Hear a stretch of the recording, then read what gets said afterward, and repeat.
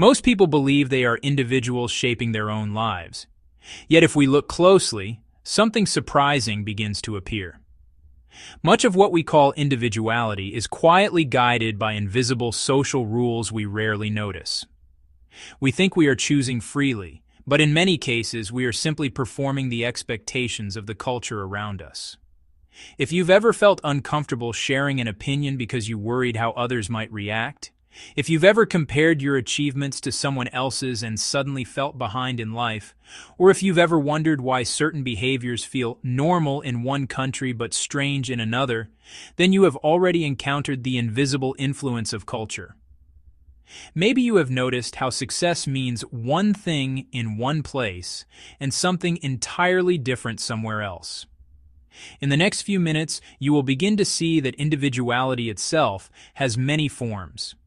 We will explore how different societies quietly shape the way people think about ambition, belonging, and identity. We will look at a fascinating cultural idea called the Law of Jante, and we will explore 4 psychological patterns that researchers call horizontal individualism, vertical individualism, horizontal collectivism, and vertical collectivism. Once you see these patterns, something remarkable happens. The way people behave across cultures suddenly starts to make sense. Let us begin with a simple observation. Human beings are social creatures. For most of our evolutionary history, survival depended on belonging to a group. If you were rejected by your tribe thousands of years ago, your chances of survival were extremely small. Because of this, our brains evolved to be highly sensitive to social expectations. We constantly scan our environment to understand what behavior will be accepted and what behavior might lead to exclusion. But different societies develop different ways of organizing these expectations. In some cultures, the individual is emphasized. People are encouraged to stand out, pursue personal goals, and define their identity through personal achievement. In other cultures, the collective is emphasized.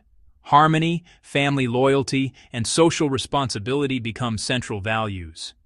Neither approach is inherently better or worse. They simply reflect different historical and social experiences.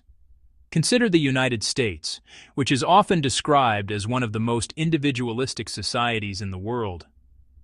From childhood, people are encouraged to be yourself, to pursue personal dreams, and to believe that success comes from individual effort. The cultural story celebrates the self-made entrepreneur, the athlete who rises from poverty to fame, the artist who challenges tradition. Individual freedom